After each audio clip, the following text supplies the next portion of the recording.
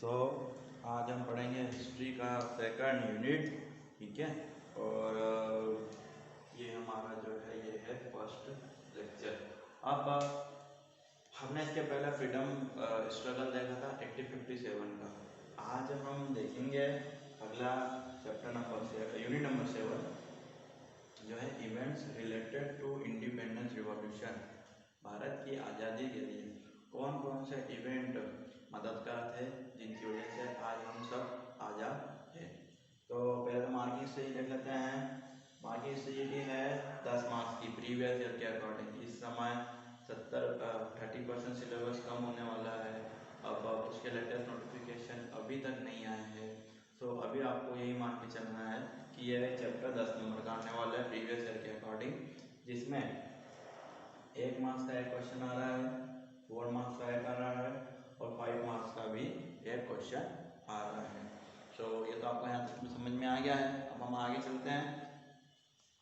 Newspaper publish from MP, ये पहला topic है कि मध्य प्रदेश में कौन कौन से पेपर छपते थे।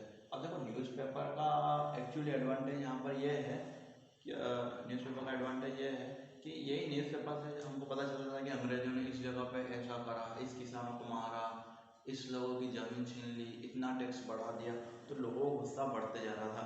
तो न्यूज़पेपर उस समय बहुत ज़्यादा जो है एक तरीके से हमारे नेशनलिज्म को बढ़ा रहा था। जब ये सब अत्याचार पड़ रहे थे तो देश के युवा में गुस्सा बढ़ रहा था। तो कौन कौन से न्यूज़पेपर है, तो ये भी एक बहुत हेल्पफुल था न्यूज़पेपर देश को आज़ादी दिलाने के लिए। 2012, 15 और 18 यानी 2012, 15 और 18 3 बार ये क्वेश्चन आ चुका है। और कितना शौर्य अच्छे नंबर दे दिया है। पहला है कर्मवीर पेपर, ये सारे पेपर वो है जो मध्य प्रदेश के। दूसरा है अंकुश, तीसरा है नया सुधा, चौथा है लोकमत और 5वां आर्य। तो इस आंसर को आगे एक बार पढ़ेंगे और मन से बोलने की कोशिश करेंगे, ठीक है। ये आपका पहला आंसर होता है क्योंकि बहुत बार आ चुका है। अब हम नेक्स्ट टॉपिक की तरफ बढ़ रहे हैं जो भी बहुत बार क्वेश्चन पूछा गया है, खिलाफत मूवमेंट। खिलाफत मूवमेंट इसलिए बहुत ज़्यादा इम्पोर्टेंस रखता है क्योंकि इससे हिंदू और जो मुसलमानों ने जो दूरियां बना दी थी, जो एक तरीके से डिवाइड कर दिया था, उसको यूनिट करने में थोड़ा मदद मिला है। तो क्या था खिलाफत मूवमेंट, उसके 4 बेस्ट पॉइंट मैं आपको बताता हूँ जो आपके लिए बहुत ज़्यादा हेल्पफुल रहेंगे। पहला तो ये था कि फर्स्ट वर्ल्ड वॉर 1914 से 1918 के बीच में हुआ। इसमें अलग अलग देश जो आज़ाद थे वो लड़े। अब भारत तो आज़ाद था नहीं, तो भारत ने इसमें भाग नहीं लिया, लेकिन ब्रिटिशियंस ने कहा था कि जाओ तुमको ब्रिटेन की तरफ से लड़ना है। तो हमारे लोग भी गए थे और शहीद हुए थे। हमने ब्रिटेन की तरफ से इस युद्ध में भाग लिया था। इसमें तुर्की लॉस्ट द बैटल, युद्ध हार गया। अब तुर्की ज़्यादा मुसलमान का बहुत पवित्र देश माना जाता है, जैसे हमारे लिए हिंदुओं के लिए कई भी रहता है। भारत सबसे पवित्र जगह माना जाता है। तो वहाँ पर इनके खलीफा रहते थे, जो मेन धर्म प्रवचन देते हैं वो वहाँ पर रहते थे। तो उन लोगों के साथ बहुत ही बुरा अत्याचार करा अंग्रेजों ने। तो पूरी दुनिया के मुसलमानों का गुस्सा अंग्रेजों पर बहुत ज़्यादा बढ़ गया। तो भारत में भी अंग्रेजों के खिलाफ मूवमेंट स्टार्ट हुआ, वो था खिलाफत मूवमेंट, है ना। क्योंकि खलीफा जो उनके मेन धर्म गुरु थे उनको खलीफा बोलते हैं। तो खलीफा मूवमेंट स्टार्ट हुआ, खिलाफत मूवमेंट स्टार्ट हुआ। भारत की तरफ से किसने स्टार्ट करा था, ये बहुत ज़्यादा बार पूछा गया क्वेश्चन है, क्योंकि आपको पता है 1 मार्क्स में क्वेश्चन है। तो खिलाफत मूवमेंट किसने स्टार्ट करा था, अली ब्रदर्स, जिसका नाम है मोहम्मद अली और शौकत अली। तो एक तरीके से इस मूवमेंट से हिंदू और मुसलमान एक हुए।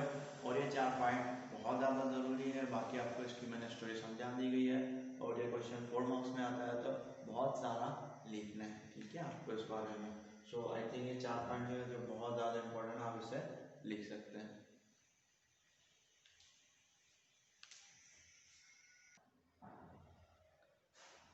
अगला और मैथ इम्पॉर्टेंट क्वेश्चन है जो 5 बार से भी ज़्यादा बार आ गया है, जलियांवाला बाग मैसकर। ठीक है, तो क्वेश्चन बहुत बार आया है, जलियांवाला बाग मैसकर क्या है इसको समझते हैं हम। जलियांवाला बाग अमृतसर में एक जगह है और मैसकर मीन्स होता है हत्याकांड, यानी जब बहुत सारे लोगों को मारा जाता है उसको हम इंग्लिश इंग्लिश में बोलते हैं मैस्कर। अब क्या हो गया, 10 अप्रैल 1919 को अमृतसर में सरकारी विभाग से ये सूचना है कि जो है अंग्रेजों के खिलाफ कोई आंदोलन होने वाला है। सो 10 अप्रैल को वहाँ के ब्रिटिशियंस ने एक नोटिस जारी कर दिया कि यहाँ पर कोई मीटिंग नहीं होगी। तो मेन ऑफिसर पूरी भागदौड़ इस अमृतसर की दी गई थी एक व्यक्ति को जिसका नाम है जनरल डायर, जिन्होंने कहा था कोई भी मीटिंग अमृतसर में पंजाब में नहीं होगी। लेकिन 13/4/19 को एक ह्यूज मीटिंग हो गई जो कि अंग्रेजों के खिलाफ नहीं थी। ये एक्चुअली एक बाग है, मतलब एक गार्डन है, तो लोग यूजुअली यहाँ पर इकट्ठा होता है अपने परिवार के साथ समय बिताने के लिए। त्यौहार लोहड़ी भी उस समय आता है, तो उसका भी सेलिब्रेट करने के लिए करीब 10,000 लोग वहाँ पर इकट्ठा हुए थे। तो आप लिखोगे 10,000 पीपल गैदर्ड देयर। अब जनरल डायर आया और वहाँ पर आया और गोलियां बरसाना स्टार्ट कर दी। 10,000 लोग और गोलियां बरसाना स्टार्ट कर दी और इन लोगों के पास कोई भी हथियार नहीं थे। तो पता है उस जलियांवाला बाग में केवल एक ही दरवाजा हुआ करता था और उस दरवाजे के बाहर सैनिक खड़े हो गए, तो जो भी आ रहा था उसको गोली मार रहे थे। तो लोगों ने वहाँ पर एक कुआं था उसमें कूदना स्टार्ट कर दिया इन गोलियों से बचने के लिए। और आपको पता है वो पूरा कुआं भरा गया था। ब्रिटिशर्स का सरकारी आंकड़ा ये कहता है कि 379 पीपल मारे हुए हैं। वहाँ पर आज भी यही लिखा हुआ है, लेकिन जो लोग प्रत्यक्षदर्शी जो उस समय के न्यूज़पेपर थे वही बताते हैं कि ये आंकड़ा हज़ारों से भी ज़्यादा था, मतलब बहुत लोग मरे थे। लेकिन ब्रिटिशियंस ने कहा कि लोगों में गुस्सा नहीं आ जाए, ज़्यादा गुस्सा नहीं, इसलिए उन्होंने एक छोटा आंकड़ा दिया और करीब 1200 लोग इंजर्ड हो गए। तो चैप्टर 6 में हमने क्वेश्चन था कि जनरल डायर किसने मारा था। तो इस व्यक्ति पर गुस्सा करने के वहाँ के व्यक्ति उधम सिंह ने जो है उन्हें किल कर दिया था। तो ये सारी चीज़ें बहुत इंपॉर्टेंट हैं, ये डेट बहुत इंपॉर्टेंट है। जलियांवाला बाग मैसेकर कब हुआ था, ठीक है, कौन था, जनरल डायर था, कितने लोग मरे थे। ये पॉइंट जब आप ऐसे लिखेंगे और इसको अच्छे से डिस्क्राइब करेंगे तो आपको बहुत अच्छे मार्क्स मिलेंगे। और ये बहुत इंटरेस्टिंग है कि आज हमको ये आज़ादी कितनी मुश्किलों से मिली, कितने लोगों का त्याग था, कितने लोग मरे थे, अंग्रेजों का हमने कितना अत्याचार सहा था। तो उसके लिए ये पढ़ना बहुत ज़रूरी है।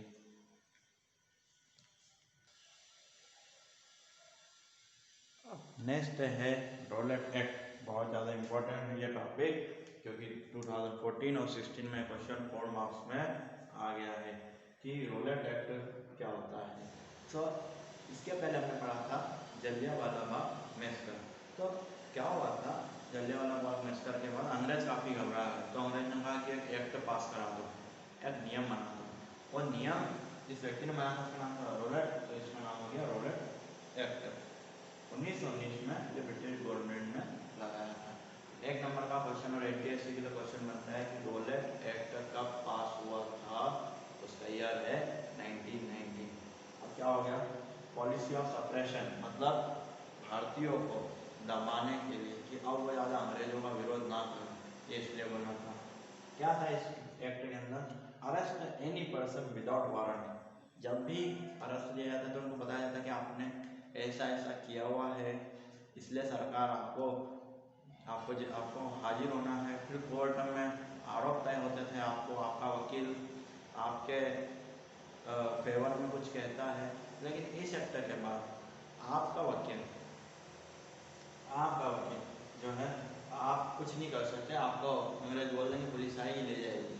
तो कुल मिला के भारतीयों को बेवजह परेशान करने का एक्ट आ गया। इस एक्ट को बोलते थे रॉलेट एक्ट। सो गांधी जी ने इस एक्ट का विरोध करने के नहीं, ये भारत में लागू नहीं होगा।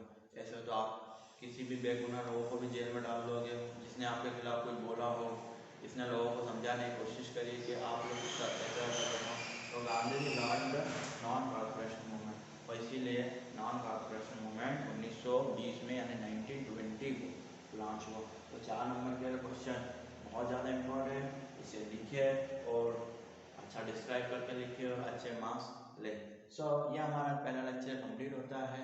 प्लीज़ मैं आपको कह रहा हूँ कि आप जो है बुक्स लीजिए किसी से भी। इस तरह का रेफरेंस बुक होता है जिसमें आपको पता चलेगा कि प्रीवियस ईयर में क्या आया है, कितनी बार आया है, तो आपको लिखने में भी मदद मिलेगी।